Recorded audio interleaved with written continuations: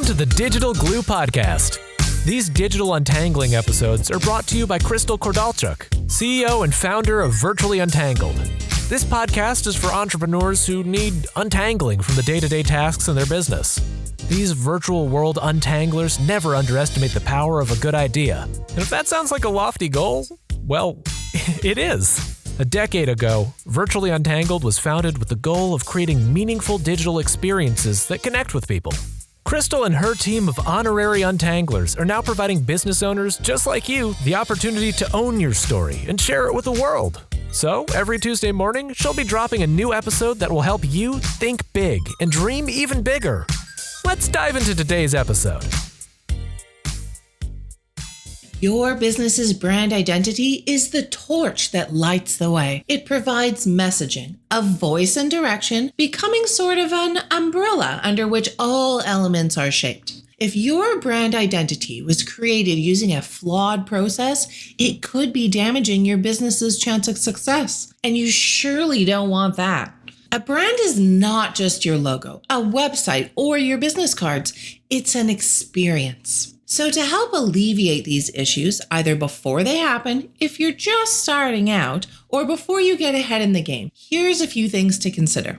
Number 1, being inconsistent with all your communications. This topic is first for a reason, and I can't stress it enough here in this untangling episode and with my regular clients on a day-to-day basis. If your brand is all over the place, it makes you and your business seem the same way when you're looking at it from the outside. Sloppy, messy, disorganized, and like you really don't know what the heck you're doing. Successful brands are easily recognizable and should have a powerful human touch story alongside relevant eye-catching imagery. You know, the kind that sticks in one's mind. Walter Landor, brand designer and CEO of Landor Associates, couldn't have said it any better. Products are built in the factory. Brands are created in the mind.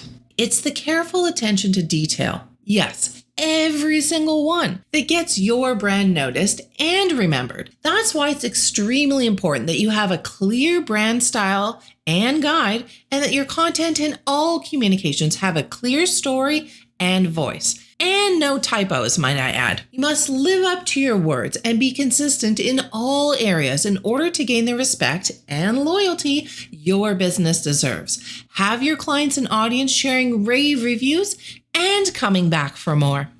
Next item of importance, number 2, not having a voice and being sloppy. Your brand is so much more than a pretty logo with a fancy tagline. It's equally important for your brand to have a story, one that resonates with people and their pain points. You know, the ones you're trying to solve. This story should also include a strong personality and voice. This personality and voice should reflect the culture of your business, you as a human, as well as what sets you apart from everyone else.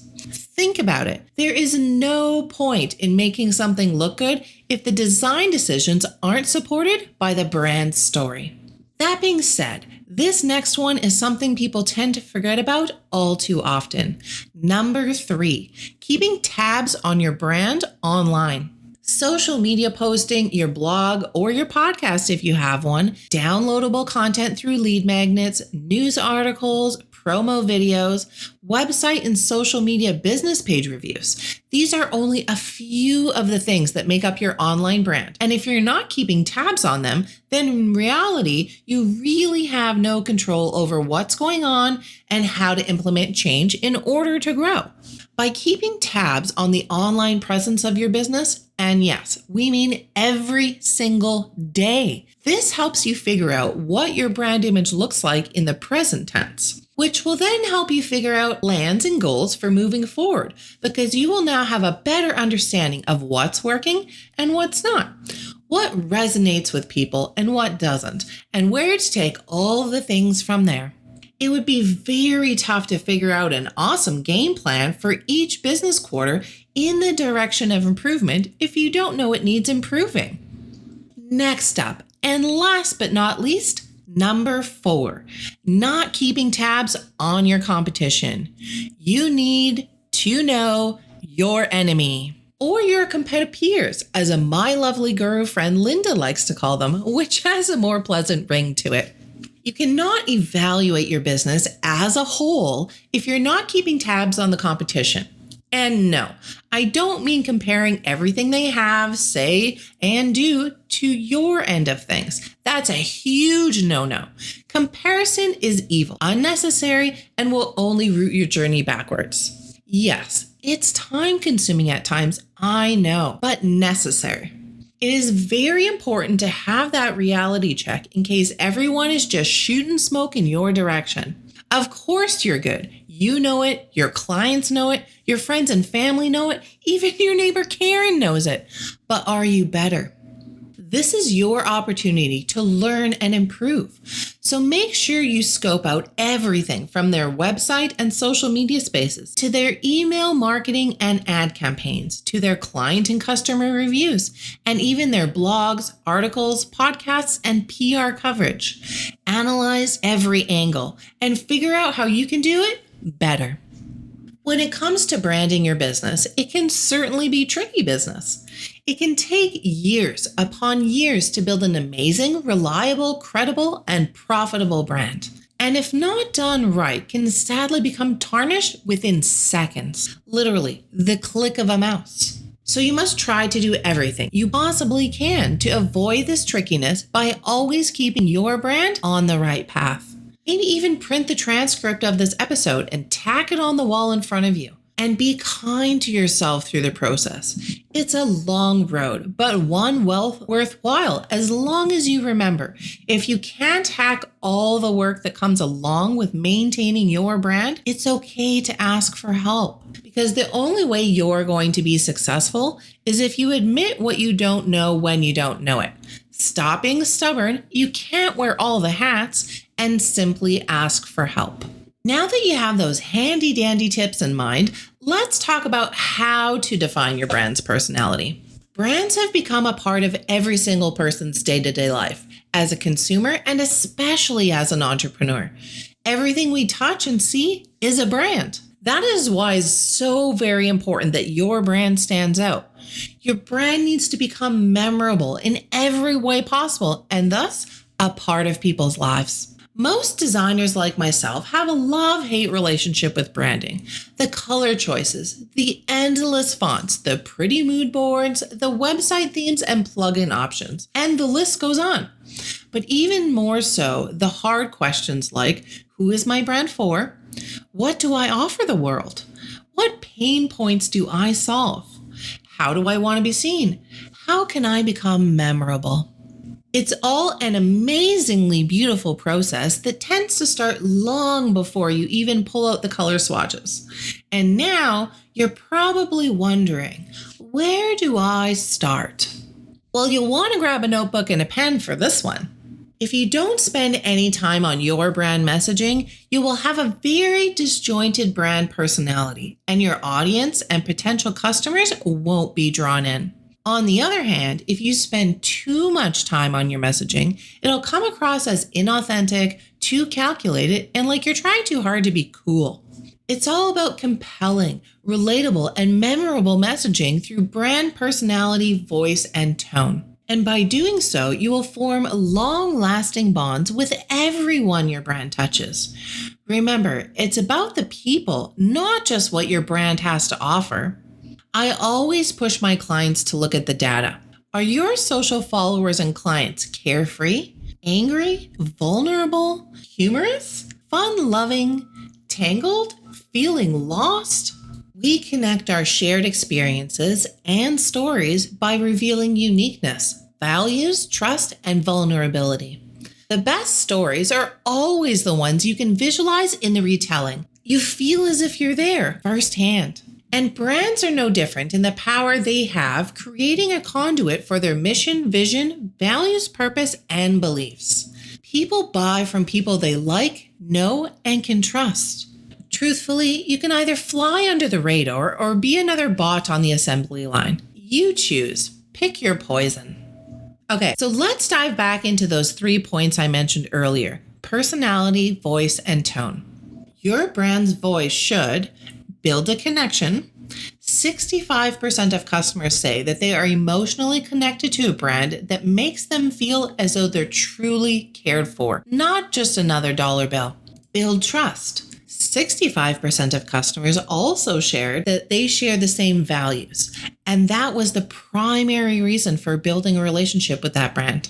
And create a memorable image. Key colors improve brand recognition by upwards of 80%. So this is extremely important to keep top of mind as you're creating content, especially if you're a startup or rebranding.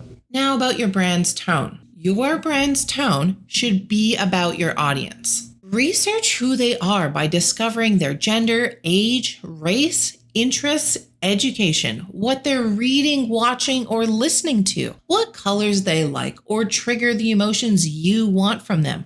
Literally everything you can get your fingertips on without going full stalker. And be about mission and values. 95% of customers are more likely to be loyal to a brand that offers complete transparency. And once you know your values, compose them into a concise mission statement for your audience. Show them who you really are, the people and other brands you care about, and how your brand can help them. Now, your brand's personality should relay a human touch. Ask yourself, and your team if you have one, what do you currently sound like? What do you want to sound like? How do you want to make people feel?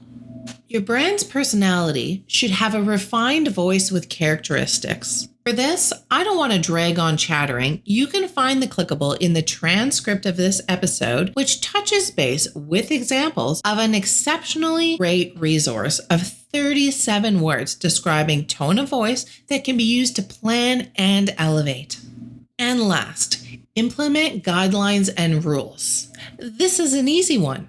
Once your brand is well on its way, create a brand guideline that includes your target audience, your brand's attitude, values, mission statement, vocabulary, grammar rules, along with a few examples, and even the brand itself, logo, size requirements, colors, fonts, and so on.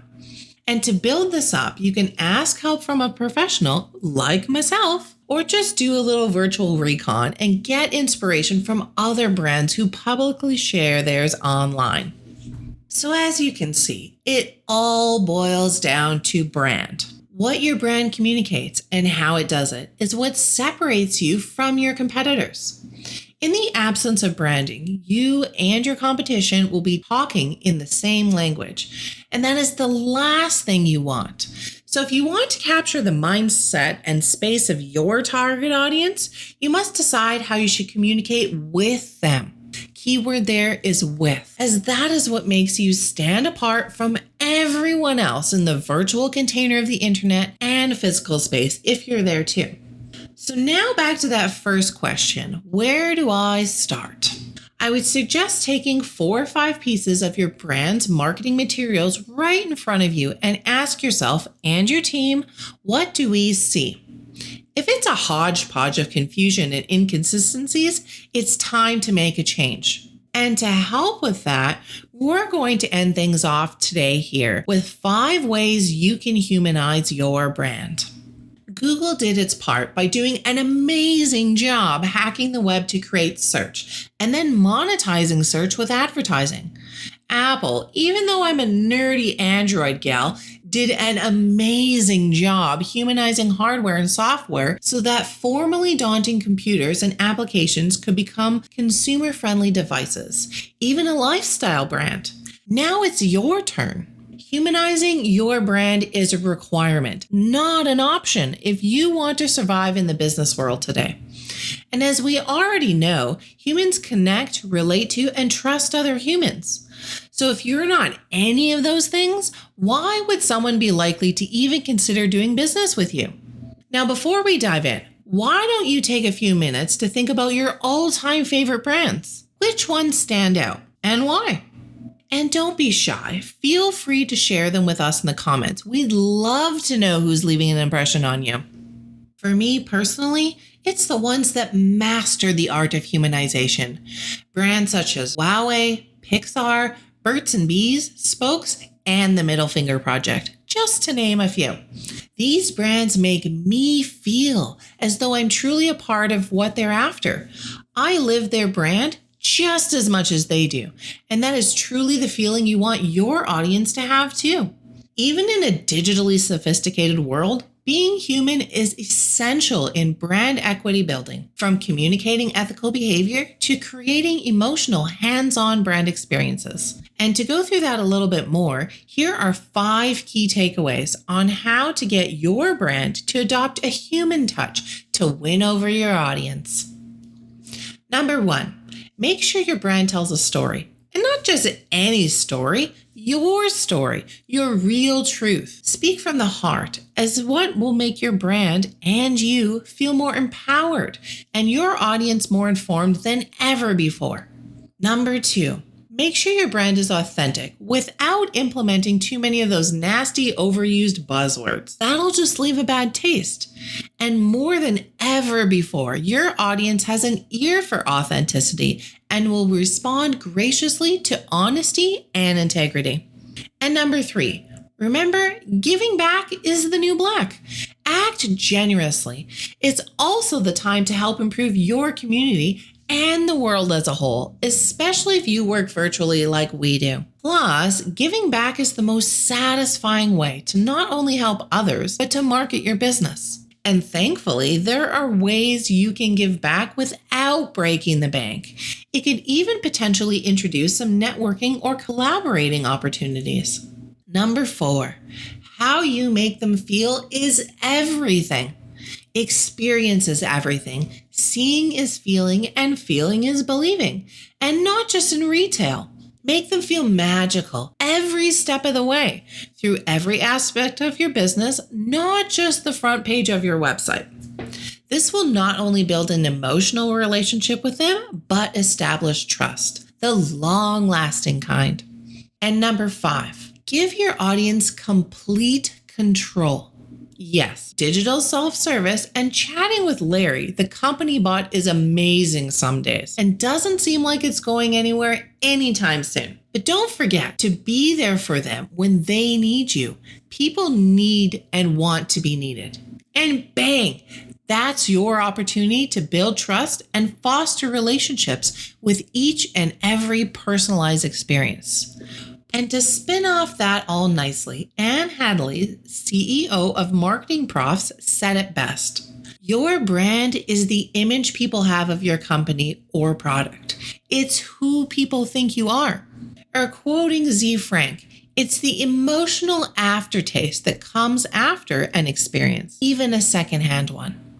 As you can see, there are many really great ways to add the human touch to your brand. And quite honestly, most of these ways are quite simple and loads of fun. And by implementing these tips, soon people will start seeing your brand and you as someone they can truly rely on.